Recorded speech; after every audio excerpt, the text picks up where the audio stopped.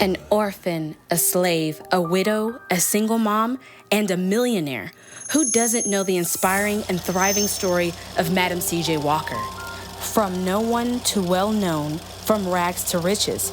And if there is someone who epitomizes woman empowerment and a woman who stands for gender and racial equality, on top of the list is Sarah Breedlove, also known as Madam C.J. Walker, the first self-made Black American millionaire. Madam C.J. Walker was an African-American entrepreneur, philanthropist, and political and social activist who was recorded as the first female self-made millionaire in America in the Guinness Book of World Records.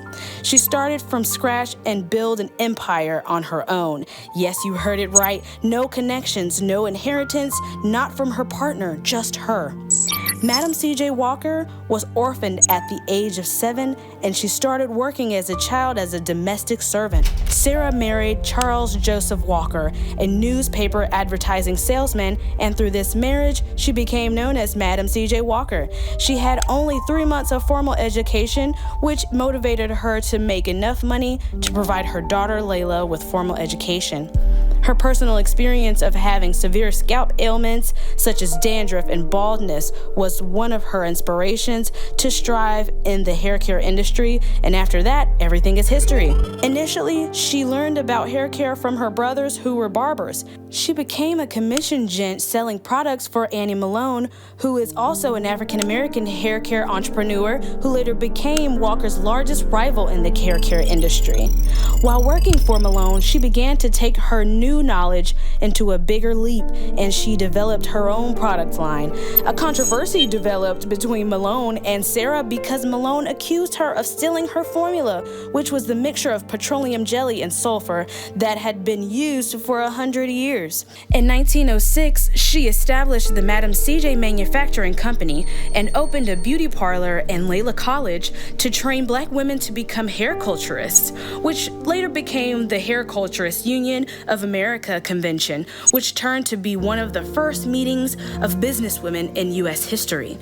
This was also used to advocate economic independence for Black women. She opened training programs in the Walker system that was used for her national network of licensed sales agents who earned healthy commissions. They trained dirt tradeswomen and enabled them to make a living.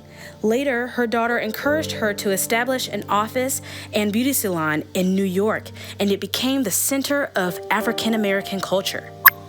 Madam Walker is an epitome of women empowerment and racial and gender equality. Many of her company's employees, including those key management and staff positions, were Black women.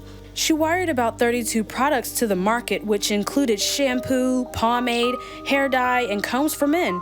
During the peak of her career, Walker and her company employed 3,000 Walker agents, and by 1917, her company claimed 20,000 Black women as sales agents for the product. Madam Walker acted as a before and after model. Traveling across America to market the products made her a millionaire several times over. Walker also showed other Black women how to budget, build their own business, and encouraged them to become financially independent. Her company expanded to Jamaica, Cuba, Costa Rica, Panama, and even Haiti. As her wealth increased, so did her philanthropic and political outreach. As a philanthropist, she donated large sums of money to build the Black YMCA in Indiana to provide a safe place for people of color. She also contributed scholarship funds to Tuskegee Institute.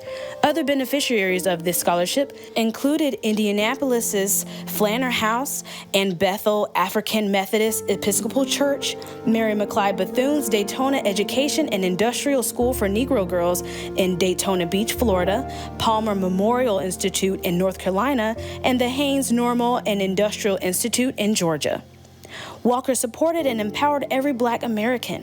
In 1917, she commissioned Vertner Tandy, the first licensed Black architect in New York City and a founding member of Alpha Phi Alpha fraternity, to design her house in Irvington-on-Hudson, New York.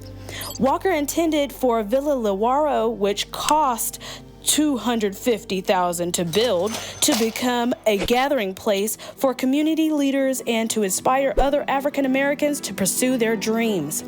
She moved into the house in May 1918 and hosted an opening event to honor Emmett J. Scott, at the time the Assistant Secretary of Negro Affairs of the U.S. Department of War. When Walker moved to New York, she never stopped her advocacy, and she became more involved in political matters.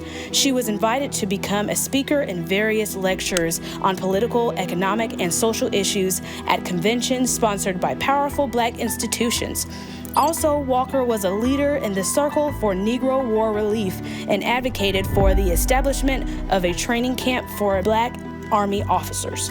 She continued creating her name not just in the business world, but also in politics. In 1917, she joined the Executive Committee of New York chapter of the National Association of Advancement of Colored People, the NAACP, which organized the silent protest parade on New York City's Fifth Avenue.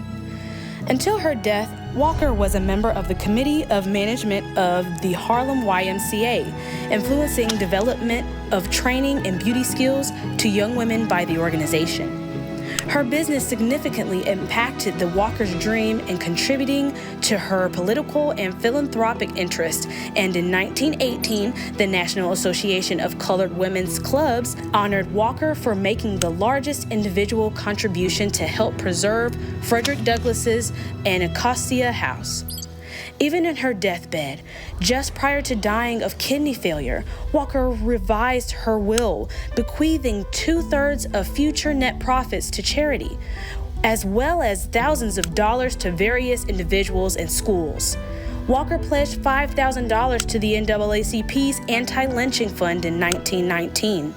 At that time, it was the largest gift from an individual that the NAACP had ever received. Walker bequeathed nearly $100,000 to orphanages, institutions, and individuals. Her will directed 2/3 of future net profits of her estate to charity. Aside from being the wealthiest African-American woman in America, her legacy and her name will forever be in the mouth of people and in history. Tenacity and perseverance, faith in oneself and in God, quality products, and honest business dealings were the elements and strategies that Walker prescribed for aspiring entrepreneurs who requested the secret to her rags to riches ascent. She blended the aesthetic, the personal, and the political to create a remarkable career and an enduring legacy. Indeed, Walker is a woman who came from the cotton fields of the South. From there, she was promoted to the wash tub and was promoted to the cook kitchen. And from there, she promoted herself into the business of manufacturing hair goods and preparations. And she had built her own factory on her own ground. And just like many great stories in history, Sarah Breedlove, also known as Madam C.J. Walker's legacy will be proclaimed not just as the first self-made Black American millionaire, but also as a woman who teaches the true meaning of women empowerment to younger generations. This YouTube channel will continue to give you inspiring stories of people which names have been marked in history. Don't forget to comment, like, share, and subscribe. Always remember, successful people don't become the way they are overnight. What we see at a glance, wealth, a great career, purpose, is the result of hard work and hustle over time. The Guinness Book of World Records lists this woman as the first woman in history to start with nothing and earn her own $1 million fortune. Her name was Madam C.J. Walker, and this is her story.